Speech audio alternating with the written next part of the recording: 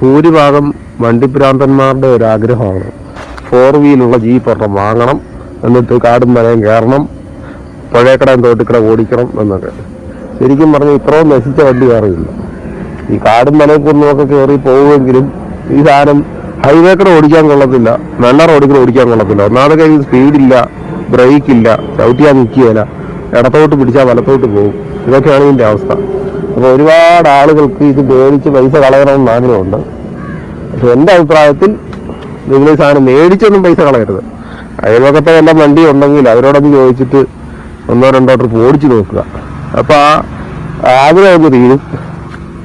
ഇത് ചുമ്മാ ഓടിച്ചു കഴിഞ്ഞാൽ ഒരുമാതിരി കാളവണ്ടി ഓടിക്കുന്നവരാണ്. പണ്ട് കാലത്ത് വേറെ സിസ്റ്റം ഇല്ലാഞ്ഞത് കൊണ്ട് ഈ വണ്ടി ഒരു നല്ല വണ്ടിയായിരുന്നു.